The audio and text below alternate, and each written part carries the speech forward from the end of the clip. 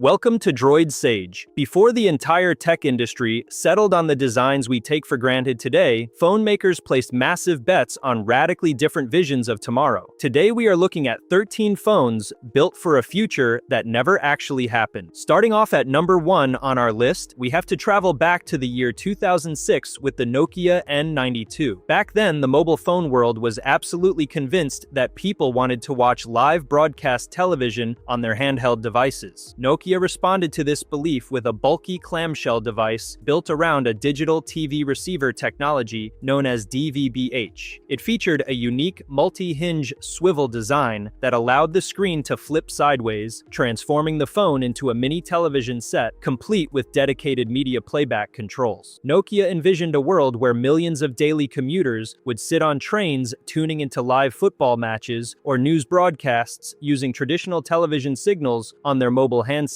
What Nokia did not foresee was the explosive growth of high-speed cellular data networks and on-demand video streaming. People did not want to watch scheduled network television on a small phone display. They wanted to stream whatever video they chose whenever they wanted. As cellular internet data became faster and cheaper across the globe, broadcast mobile television faded away, leaving the Nokia N92 behind as a monument to a broadcast-focused mobile future. Moving on to number 2 on our list, long before sustainability became a major corporate selling point, Samsung attempted to reinvent eco-friendly technology in the year 2009 with the Blue Earth. The entire back cover of this phone was fitted with a solar panel engineered to charge the battery using ambient sunlight. The casing itself was constructed from recycled plastic water bottles, and the user interface featured a unique eco mode that calculated how many trees you saved by walking instead of driving. Samsung envisioned a green future where users could keep their devices powered simply by leaving them out in the sun, eliminating the constant need to hunt for wall outlets. Unfortunately, real-world physics ruined this dream. The solar panel generated power at a painfully slow rate. Leaving the phone under direct sunlight for a full hour provided only a few extra minutes of voice call time, while simultaneously exposing the internal battery and display to dangerous levels of heat. Instead of solar covers, the tech industry eventually solved mobile power management through fast charging cables and high-capacity portable power banks, rendering the solar-powered phone concept a forgotten experiment. Next up at number 3, we have a device that tried to change how we view phone storage. In the year 2016, a small startup created by former Android developers and Google executives launched the Nextbit Robin. This strikingly geometric mint-colored phone was built on a single radical premise. Physical storage limits on smartphones should no longer exist. Equipped with only 32 gigabytes of internal memory, the Robin continuously monitored your daily usage habits. Whenever local storage ran low, the operating system automatically backed up unused applications, high-resolution photos, and old files to a free 100-gigabyte cloud server, wiping them from the physical device. Unused app icons would turn gray, and tapping a gray icon would instantly re-download it from the cloud. Nextbit predicted a cloud-first future where physical storage chips were completely secondary because intelligent cloud servers would manage everything seamlessly in the background. However, this vision collided with harsh real-world obstacles. Strict mobile data caps, spotty cellular connections in many regions, and user anxiety over offloaded personal files made consumers uncomfortable with a phone that decided what to remove. Shortly after, cloud storage became an extra backup service rather than a total replacement for physical storage, and device storage capacities expanded significantly. Taking the 4th spot on our list is one of the most unusual hardware experiments ever created. In the year 2008, an Israeli company introduced the Modu, recognized by Guinness World Records as the lightest mobile phone on Earth. The core device was barely larger than a credit card, weighing less than 40 grams, and possessed only basic calling and texting capabilities. But the magic of the Modu lay in its modular design system. The tiny core phone was meant to slide into various larger hardware enclosures called jackets. You could slide the core into a keyboard jacket for work, transfer it to a music jacket with stereo speakers for exercise, or slip it into a camera jacket for taking photos. The creators believed that instead of buying an entirely new phone every few years, consumers would simply keep one central phone core and collect various functional jackets. The concept ultimately failed because the jackets added unnecessary bulk, and physically swapping the core between different accessories felt clunky compared to buying a single all-in-one smartphone. By the time Modu attempted to adapt, all-in-one touch touchscreens had already taken over the market. Now, sliding into number 5, we step into a brief era when tech companies were convinced three-dimensional entertainment was the future. Around the year 2011, Hollywood studios and television manufacturers were obsessed with three-dimensional movies, and smartphone makers eagerly jumped on the trend. The HTC Evo 3D arrived equipped with 2 camera lenses on the back to capture three-dimensional video and photos. Even more impressive was its glasses-free stereoscopic display, which used a special barrier layer over the screen to direct different images to each eye, creating a real sense of depth without requiring special glasses. HTC predicted that humanity was about to transition away from traditional two-dimensional flat media entirely, making three-dimensional capture the standard format for capturing personal memories. Instead, users quickly discovered that viewing three-dimensional content on a small mobile screen caused eye strain, headaches, and dizziness for many people. Additionally, three-dimensional photos could not be easily shared on social media platforms or viewed on regular monitors. The three-dimensional trend rapidly died out across televisions and mobile devices alike, turning this dual-lens phone into a short-lived experiment. Moving forward to number 6 on the list, we have a device that tried to fix our smartphone addiction by giving us yet another smartphone. When the historic Palm brand made a surprise comeback in the year 2018, it brought a truly unconventional concept to the market. The new Palm phone was a tiny device with a small 3-inch display, roughly the physical size of a credit card. Crucially, it was not designed to replace your primary smartphone. Instead, it was marketed as a companion device that mirrored your main phone number. The idea was that when you went out for dinner, attended a concert, or went for a run, you would leave your massive main phone at home and carry this miniature phone to reduce screen distraction while staying reachable for urgent calls. Palm envisioned a future where people carried 2 smartphones for different emotional settings throughout the day. Consumers, however, flatly rejected the idea of paying an extra monthly service plan and carrying a second physical phone just to use their primary phone less. Smartwatches and software wellness settings fulfilled the need for minimalist connectivity far more practically and affordably, leaving this tiny companion device behind. Coming in at number 7, ASUS came up with a bold hardware concept designed to merge all your screens into one single brain. In the year 2012, ASUS proposed an ambitious solution to the problem of owning multiple digital devices with the PadFone. The product consisted of a capable Android smartphone and a hollow 10-inch tablet shell called the PadFone Station. When you docked the phone into a bay on the back of the tablet shell, the tablet instantly utilized the processor, storage, and cellular internet connection of the phone to power its larger display. You could even attach a keyboard dock to turn the tablet into a functioning laptop. ASUS envisioned a future where users would only own a single computing brain inside their phone, docking it into various screen shells at home, work, or school. While the hardware engineering was impressive, the concept faced massive practical flaws. The combined phone and tablet dock was heavy, thick, and awkward to handle. Furthermore, if someone called you while you were using the tablet, you had to pull the phone out of the back bay or speak into a wireless stylus accessory. As standalone tablets and laptops became cheaper and cloud synchronization evolved, carrying empty hardware shells lost all remaining appeal. Crossing over to number 8, we have one of the most famous hardware missteps from a tech giant. Amazon made its ambitious entry into the smartphone market in the year 2014 with the Fire Phone. The retail giant packed the device with unusual hardware features, most notably an array of 4 front-facing infrared cameras that tracked the position of your head in real time. This enabled a 3-dimensional visual effect called dynamic perspective, allowing interface menus to tilt and shift as you moved your head. The phone also featured a dedicated physical button for Firefly, an image recognition tool that scanned real-world products, barcodes, and music tracks to instantly display purchase links on Amazon. Amazon envisioned a future where the smartphone served as an immediate 3-dimensional portal for instant retail shopping and digital media consumption. But users found the constantly tilting interface disorienting rather than helpful, and the phone heavily restricted access to standard Google software in favor of Amazon services. The heavy push toward purchasing products alienated everyday buyers, leading to massive price cuts and a huge financial loss for Amazon. At number 9 on our list, we have a giant phone that tried to bring spatial computing into your living room long before it was ready. In the year 2016, Lenovo released the Phab 2 Pro, making history as the very first consumer device built for Google Project Tango. The phone was a massive 6.4-inch metal giant equipped equipped with specialized depth-sensing infrared sensors, motion-tracking fisheye cameras, and advanced spatial mapping hardware. Lenovo and Google imagined a future where smartphones constantly map physical three-dimensional spaces around us, allowing users to measure rooms with high accuracy, place virtual furniture with pinpoint precision, or play interactive augmented reality games. Project Tango offered incredible spatial awareness, but the specialized hardware required expensive, bulky camera modules and drained the internal battery rapidly. Shortly after its release, Apple and Google realized that augmented reality could be achieved through clever software algorithms using standard camera lenses instead of specialized hardware arrays. Google retired Project Tango in favor of AR Core software, rendering the dedicated spatial hardware sensors on the Lenovo Phab 2 Pro obsolete almost overnight. Stepping into number 10, we look at a phone built specifically for the decentralized web. As cryptocurrency gained widespread attention in the year 2018, HTC attempted to spearhead a new era of mobile technology with the Exodus One. This device was built specifically for Web3 and blockchain applications. It featured a hardware-isolated secure enclave called Zion to store private cryptocurrency keys, built-in support for decentralized applications, and the capability to run a light Bitcoin node directly on the handset. You could initially only purchase the device using Bitcoin or Ethereum. HTC envisioned a decentralized future where every smartphone user acted as an active node on the blockchain, managing their own digital assets and online identity without relying on centralized cloud servers. However, the cryptocurrency ecosystem proved far too complex and volatile for average mobile users. Everyday consumers found managing private recovery phrases intimidating, while serious crypto investors preferred dedicated offline hardware wallets over a mobile phone connected to the open internet. The decentralized mobile future remained a niche concept rather than a mass-market revolution. Moving to number 11 on our list, we come to a device that video game fans still talk about today. Released in the year 2011, the Sony Ericsson Xperia Play remains one of the most memorable crossbreed devices in mobile history. Instead of sliding open to reveal a physical text keyboard, the phone slid open to reveal a full PlayStation control pad, complete with a directional pad, classic action buttons, dual analog touchpads, and shoulder triggers. Sony envisioned a future where mobile gaming was dominated by complex console-style titles requiring dedicated physical controls, bridging the gap between portable gaming consoles and smartphones. While the controller hardware was exceptionally engineered, the mobile gaming landscape evolved in a completely different direction. Game developers chose to optimize their titles for simple touchscreen gestures to reach millions of standard smartphone owners rather than building games exclusively for one specific sliding phone. As casual touchscreen games exploded in popularity and external clip-on controllers entered the market, the slide-out gaming phone concept was left behind. Taking the 12th spot on our list, we have a dual-screen device that tried to solve screen fatigue in a completely unexpected way. Russian manufacturer Yota introduced a truly unique dual-screen concept in the year 2013 with the original YotaPhone, followed by an improved second version in the year 2014. The front was a vibrant traditional Android touchscreen, but the entire back of the device featured an always-on electronic paper e-ink display, similar to a digital book reader. Yota predicted a future where users would read articles, check notifications, view maps, and monitor weather on the rear e-ink screen, which consumed virtually zero power when displaying static images and remained perfectly readable under bright sunlight. The idea was brilliant on paper, but flawed in practical execution. The second screen made the phone noticeably thicker, more expensive, and far more fragile, since both sides of the device were made of breakable glass material. Software integration was often clunky, and as traditional smartphone displays became brighter and more battery efficient, consumers proved unwilling to pay a premium for an extra monochrome screen on the back of their device. Finally, reaching number 13 on our list, we have the phone that wanted to replace your home computer entirely. In the year 2015, Microsoft launched the Lumia 950 as its flagship vision for the future of mobile productivity. The defining feature was Windows 10 Mobile and Continuum, a technology that allowed you to connect the phone to an external monitor, keyboard, and mouse using a compact display dock. Once connected, the phone transformed the external monitor into a desktop-like Windows experience, complete with a start menu, resizable windows, and desktop office applications, while the phone itself remained usable for phone calls. Microsoft predicted a unified future where your phone was the only computer you ever needed to carry into the office. The Continuum continuum hardware and software integration worked surprisingly well, but it arrived far too late. The Windows Phone application ecosystem was already collapsing due to a total lack of third-party developer support, and mobile users were already firmly loyal to iOS and Android. Despite its forward-thinking vision of a single universal computer in your pocket, Microsoft officially shut down its mobile platform shortly after. Which of these 13 phones had a future concept that you actually wish had succeeded? Would you rather have a solar-powered phone, an e-ink second screen, or a slide-out gaming controller on your device today? Let me know your thoughts down in the comments section below. If you enjoyed this journey through forgotten mobile history, please hit that like button and subscribe to the channel for more stories about tech history. Thank you for watching, and I will see you in the next video.